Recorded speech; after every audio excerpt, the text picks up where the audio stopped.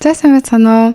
Шинэхэн бичлэгтэй давтамаар л за би өнөөдрийн бичлэгээр би хэрхэн хувийнхаа санхүү удирдаг талаар яриа гэж бодлоо. Маань нөхөр бид хоёулаа бол яг бүр хоёулаа таг санхүү хүмүүс. Санхүүгийн засгийн их сургуулийн хоёулаа сурч төгссөн. Манай нөхөр SSA хөтөлбөрөөр би болохоор 2 дээр нөхөн 2 буюу Тайваны хамтарсан хөтөлбөрөөр сурч төгссөн байгаа. Бас 2024 онд бид хоёр амар завгүй байсан хоёулаа шалгалтанд бэлдээд тэгээд манай нөхөр SSA цолоо BCF цолоо авсан байгаа. За ийм энэ хоёр цол нь яг юу гэсэн үг вэ гэхээр олон улсад магадлан итгэмжлэгдсэн нэгтлэн бодогч санхүүгийн шинжээч гэсэн үг. Манай нөхөр болохоор нэгтлэн бодогчоор би санхүүгийн шинжээчээр мэрэгсэн хүмүүс байгаамаа. За ямар ч юм цол гоншинтай. Тэгээд одоо ийм санхүүгийн хүмүүс яаж хувийнхаа санхүүг удирдаг талаараа яриа гэж бодсон. Энэ нэг юм шаар агаад. Өнөөдөр хүүдээ шаар авсан чи яг өөрийнхөө цамсаа адилхан өнгөтэй шаар авсан байна. Тэгээд яг бичлэгэрэн дээр ороод харчлаа. За тэр яхав. За хувийнхаа санхүүг яаж удирдаг вэ гэхээр ер нь бол би л гэрийнхаа санхүү бацдаг л да. Маа нөхөр ингээд дансандаа хэдэн төгрөгтэй байгаагч мэдгүй. Ер нь бол орж хардагчгүй, дансандаа мөнгөтэй байгаагч мэддэггүй. Яг бол надад найдчихдаг. Би ингээд ер нь бол мөнгө төлөх, мөнгө тушаах, мөнгө шилжүүлэх. Ер нь бол мөнгөтэй холбоотой бүх юмд амар дуртай. Тэрнээс амар кайф авдаг. Тийм болохоор маа нөхөр надад найдаад тэгээ намайг бас дуртай болохоор ер нь бол ингээд буугаад өгсөн. Ерөөсөө ингээд оролцдогчгүй. Оролцох болцсон.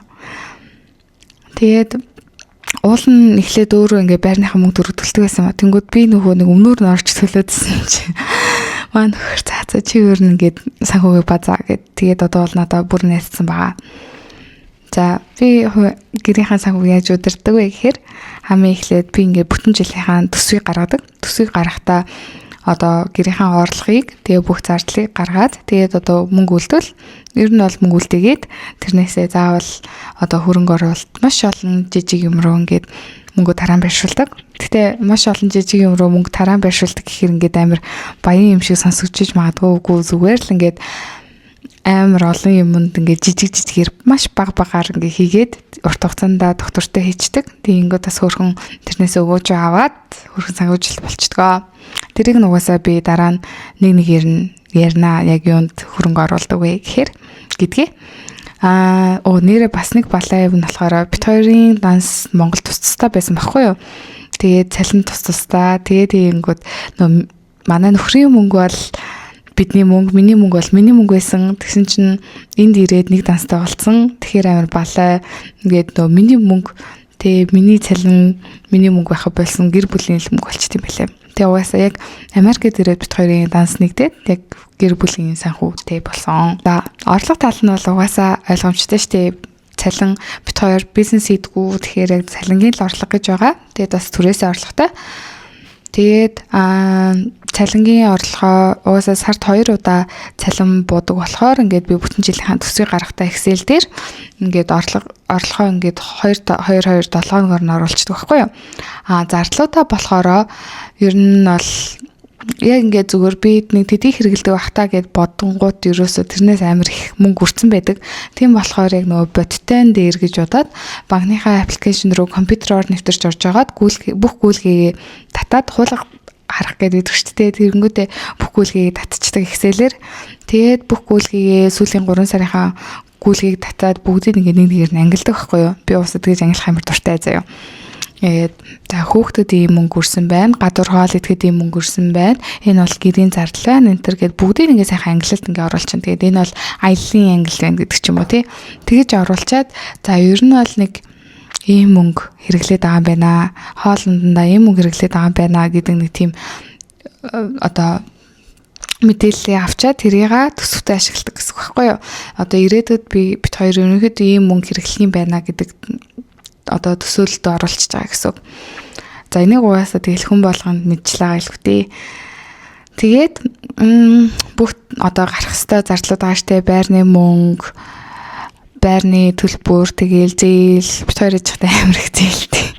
Зээлтэй тултал амьдарч ин да гэдэг шиг ямар ч амар их зээлтэй. Тэгээд ямар цалингаасаа бүх зээлнүүдэд төлнө. Тэгээд зээлээ төлөөд, байрныхаа мөнгөө төлөөд, тэгээд бас энэ чинь нөгөө нэг даатгал заавал авах хэрэгтэй байдаг. Машины даатгал, байрны даатгал, эрүүл мэндийн даатгал гээд бүгдийг бас төлнө. Тэгээд төлчөөд тэгээд яг одоо цаана ингээд нэг мөнгө үлднэ дээ. Тэндээсээ яг ингээд бит хоёр хүнснийхээ мөнгийг бас мэдж байгаа. Хүнс бол заавал гарах хэрэгтэй зардал. Тэгээд хүнс тэгээд нөгөө бензинийхаа мөнгөө ингээд тавиад төлсөн мөнгөө гаргаж ирээд тэнгүүтээ тэрийг юунд хийдэг вэ гэхээр хамгийн эхлээд бит хоёр аяллаа мөнгө гэж хадгалдаг. Угаасаа ингээд жилд 2 удаа заавал аялах хэрэгтэй гэж ер нь бол заавал аялахыг хичээдэг. Тийм болохоор ингээд заавал аяллаа мөнгөж хуримтлуулдаг. Сар болгон бүх цалин дээрээсээ. Тэгэнгүүт одоо тэгэл дуртай үедээ шууд ийш тийшээ аялж чадах хэмжээний тийм санхүү эрхчлөөнд хүрээгүй болохоор мөнгөөсөө хадгалах хэрэгтэй. Тэгээд за одоо жишээ нь бит хоёр жилдээ нэг 10 сая төгрөг аялалд хэрэглэнэ гэж үзвэл тэр чинь ингээд 12 хуваавал 830 мянга болно доо. Нэг удаагийн цалин дээрээ 400 мянгаыг ингээд хадгалаа явчихдаг гэсэн үг байхгүй. Жишээлбэл ер нь бол. За тэгээд дараа нь болохоор бит хоёр хүүхдийн хадгаламж хийдэг. Энэ нь болохоор ер нь бол нөгөө нэг татвараас чөлөөлөгддөг. Америкт нэр нь Май 529 лөө нэг тийм нэртэй сар болгон нэг $50 бүхүүдээ хийдэг. Тэгэнгүүт тэр чинь ингээд 18 жилийн хугацаанд бол нэлээд хөрхөн өсчин. Тэгээд тэндээс сар болгон өгөөж аваа явцдаг. Миний одоо ингээд нөгөө аппликейшн дээр би Fidelity гэдэг нэг тийм аппликейшн хэрэглээд тэр хүүгийнхээ хадгаламж хийдэг байхгүй юу. Тэгээл тэнгууд тэр сар болгон тэдэн үеийн өгөөчтэй байна гэж гараад ирчдэг. Тэр нь амар хөрхөн. Тэгээд тэр одоо Май 529 гээд боломж нь биднээс одоо мөнгө татаж авчаад тэрийг ингээд нөгөө бонд, тэгээд index fund, тэгээд exchange traded fund ч юм уу тиймэрхүү эсвэл нөгөө хувьцаа антер гэх тиймэрхүү юмд бол хийдэг юм байна лээ. Яг тийм хадгаламж надад ихтэй ардад бас байдаг баха. Ардад яг тийм хадгаламж байдаг санагдчихээн. Аав ээж хоёр хүүхдийн тийм хадгаламж хийдэг гэсэн бас өгөөж өөрсдөө сонгочдаг. Тэгээд айгүй хөөрхөн баг 22% өгөөчдөж гэлээ. За худлаа ярьж гинөө. За би ардыг сурчлаагүй шүү манайхаа. Гэхдээ ямар ч сан нэг тиймэрхүү өгөөчтэйгээ сонссон юм би. За дараа нь болохоор бит хоёрын үндсэн хадгаламж байгаа. Тийшээ ер нь бол би тэгэл дансандаа ер нь бэлэн мөнгө харагдвал тэгэл тийшээ сайхан тэгшлэл хадгаламжаа ингээл нэмэл яваад байдаг. Нэг жоохон мөнгө харагдвал ер нь шууд тэр өөртөөхөө хадгаламж руу хийгээд идэх байхгүй юу. Тэгэл мөнгө тэгээ байгаад байвал үрээл туус чинь тэгээ хадгалж ивэл дараа нь үрч тусгах штэ. Ер нь бол тий бод. Би нэрээ ингээд дансандаа ингээд шууд харилцах дансандаа бэлэн мөнгөтэй ерөөсөө байлгадаггүй. Тэгээ хугацаагүй хадгаламж гэдэг нь штэ. Хугацаагүй хадгаламжийн тэм данс нээлгээд нөгөө бүх мөнгөө байршуулад тэгээд яг хэрэглэх болохоор харилцах данс руугаа аваад хийдэг. Яг тэгэхээр нэг юм хугацаагүй хадгаламж төр өдөр болгон тэр одоо дансанд байгаа үлдэгдлээс нь хүү тооцдог. Тэнгүүд жилдээ хөөрхөн бас мөнгө ороод ирдэг. Гэхдээ нэг их биш л дээ. Ихтэй бас хөөрхөн тэ зүгээрэж яхаар нэгдэн дөрөв чаа юм бтэ. Тэ. За тийм байгаа. За дараа нь болохоор бит хоёр тэтгэврийн хуримтлал хийдэг. 401k гэдэг Америкт бол байдаг. Гэхдээ яг би хийдэг юм аа. Би нөгөө ажилласаа угаасаа нэг тийм удаан ажиллах бодлогүй хүүхэд төрүүлээд угаасаа ажилласаа гарна гэж бодож исэн болохоор тийм анханасаа тэр 401k хийгээгүй. Манай нөхөр болохоор шууд цалингаасаа 401k гэд хийдэг. Би жишээ нь 1000 төгрөг тэр 401k рүүгээ хийлээ гэж бодоход компаниас нас 1000 төгрөгийн матч хийж явах ёстой. Дараа нь Монголд бас тэтгэврийн хуримтлал хийдэг. Гэхдээ тэр нь бас сард 50,000 төгрөгөөр л хийдэг. Бид хоёр ч нэг 7-8 жил хийж байгаа юм болов. Тэнгүүд бас хөөрхөн тэл харангууд нэг хөөрхөн 5-6 сая төгрөг болсон. Сард 50,000 төгрөг юу юм бэ те. Ер нь бол хүмүүс тэгэл нэг ганц хоол идэл нэг амар амархан дуусчихдээ штэ. Тэрний орн нэг хадгаламж руу хийж байлаас зүгээр байдаг. За дараа нь болохоор гэхдээ ийшээ нэг сайн мөнгө хийж чаддгүй. Гэхдээ ер нь бол байвлаас хийхийг зорддог. Би нөө хувьцааны данстай. Тэгээд бас нөө Fidelity гэдэг аппликейшн дээрээ хувьцаа авдیں۔ Ер нь бол хувьцаа чин амар эсэлтэй штэ. Чи мөнгөө бүрэн алдаж болно.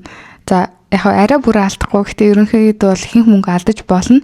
Тийм болохоор ингээд нөгөө одоо алдчих чадах хэмжээгээр хийдэг гэх юм уу? Би өмнө бас нөгөө нэг Forex буюу нөгөө гадаад валютын арилжаа хийжсэн. Тэр бас ингээд амар эрсдэлтэй бүр мөнгөө бүрэн алдаж болно. Жохон мөнгө ашиг болуулсан. Гэхдээ ерөнхийдөө бол амар ядаргаатай байлаа. Тэгээд тийм Forex trade энэ төр бол нэг миний юм биш юм бэлээ. Би ер нь бол нэлээд ингээд урт хугацаанд л одоо хөрөнгөтэй болъё гэж боддог.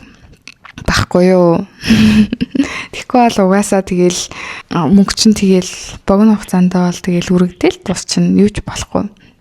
За тэгээд дараа нь болохоор би түрээсийн байртай болох мөрөөдөлтэй. Ер нь бол түрээсийн байртай. Гэхдээ маш олон түрээсийн байртай болох мөрөөдөлтэй. Тэгээд тэрэндээ бас мөнгө хадгалахыг хүсдэг. Гэхдээ одоохондоо бахан зээлтэй болохоор тэр нөлөөгөө арай мөнгө хадгалж чадахгүй байна. Санхүүгийн шалгалтын дээр маань ихэнх ингээд баян хүмүүс ингээд ер нь бол үйл хөдлөх хөрөнгө оруулдаг гэж байгаа байхгүй юу. Тэр нь гэхдээ маш урт 15-аас 20 жилийн хугацаанд өгөөж буцааж өгдөг гэж байгаа. Тэгэнгүүт Монголд болохоор ер нь үйл хөдлөх авч амар ашигтай штэ. 15-20 жилийн хугацаанд ашигаа биш. Тэгээд шууд дараа жил нь өгдөг ашигаа. Тийм болохоор ер нь бол өөр тийм бахан хөрөнгөтэй болох мөрөөдөлтэй. За дараа нь машины зардалт бас сар болгон $20 хадгалдаг заяа. 30,000 майл яваад ил ямар ч нөгөө машинда заавал нөгөө тосмаас энэ төр солиулаа. Тэгээ дугуй муугаа солиулах хэрэгтэй юм шиг байгаа заяа. Тэнгүүд бас гинт ингээл $1,000 гарчвал хэцүү шттэ. Хамгийн чухал юм мартсан байна шттэ. Бид хоёр нөгөө emergency fund гэдгээс хийдэг. Тэр нь болохоор гинтийн одоо яаралтай мөнгө хэрэг болоо шууд тэндээс аваад хэрэгэлчин гэж бодоод тэрээ бүр хадгаламжинд чийдгүй зүгээр л яг гинт мөнгө хэрэгтэй болвол гэд хадгалж идэг байхгүй юу. Гэтэ тэрэндээ нэг их мөнгөтэй биш ээ. Зүгээр ямар ч сан энэ чи ипотекийн зээлээ бүрэн төлөөд тэгээд бас цаана нэг хөргөн амьдрах зардалтайгаа тэгж мөнгө заавал байлгахыг хичээдэг. Тэгэхгүй бол энэ чи гинт мөнгөө болчвол хинээсээ мөнгө гоох вэ? Хэцүү шттэ. Тэгээл энэ чи нөгөө сар болгон байрны мөнгө төлөхгүй бол ипотекийн төлөхгүй бол амар хэцүү. Тэгээд ямар ч сан тийшээгээ бас ер нь яг нэг үндсэн баланстай байх гад яг тэрийгээ бас нэг сараар ингээд хэдэн төгрөг нэмээд тэгтээ одоо яг нэг баланс төрсэн байгаа болохоор дахиж тийшээгээ мөнгө ихэ болсон. Тэгэхээр заавал тийм гинтийн яралтай мөнгө бол заавал хэрэгтэй байх ёстой гэж боддог. Гэхдээ энэ Америкт би бас нэг рилс үзлөө яалаа тэгсэн чинь нэг хүн 6 сарынхан бүх амьдрах зардлыг одоо emergency fund одоо тийм хадгаламжтай бай гэж хэлж байгаа байхгүй юу. Гэхдээ 6 сар гэхэрч амар их мөнгө зүгээр дансандаа байлгаад байгаа хайрын штэ. Тэрний оронд тэр мөнгө өөр юм тэгээд өгөөж болж ивэл ер нь ашигтай штэ. Уул нь бол. Тийм. Гэтэ би ерөнхийдөө бол нэлийн нарийн илхэн л дээ. Ер нь нарийн нараа гарч ирсэн ч гэж. Нэг тийм одоо гэр мөртэй яг хэрэгтэй л юм авдаг хэрэггүй юм ерөөс авдаг. Яг энэ шаарч явах хэрэггүй. Гэтэ хүмүүс маань тоглох гэжсэн болохоор яг нэг тийм ерөөсөө хэрэггүй юм ерөөс авдаггүй. Яг ингээд хэрвээ юм авахаар бол ингээ амар удаан боддог заяа. Жил мэл бодоод нэг ах уу яах вэ надад хэрэгтэй юу би авал үнэхээр баярлах уу өнтер гэд яг тэгэж амар сүртэй бодсны эцэст авдаг. Тийм. Ер нь бол хэрэггүй юм диж мөнгөрдгөө, хувцасаас авдаггүй. Гэтэ яг бас хэрэгтэй бол авна л да. Би үнэхээр өмсөх хувцасгүй байвал мэдээж хувцас авна. Тэгээд мэдээж бас хүн чинь гадуур хоол идэн. Тэгтээ бит хоёр гэртээ ихэнхдээ хоол хийж иддэг л дээ. 7 хоногийн 6 өдөр нь гэртээ хоол хийж иддэг. Тэгэхгүй бол бас энэ чинь гадуур хоол идэхээр амар үнэтэй байдаг. Тэгээд ямар ч нэг өдөр нь гадуур хоол иддэг. Үгүй бол хаяа 7 хоногт дандаа гэртээ хоолоо хийдэг. Бас гадуур хоол идэхээр жоохон хотоод өвдөх гээд юм аа. За баяртай манайх.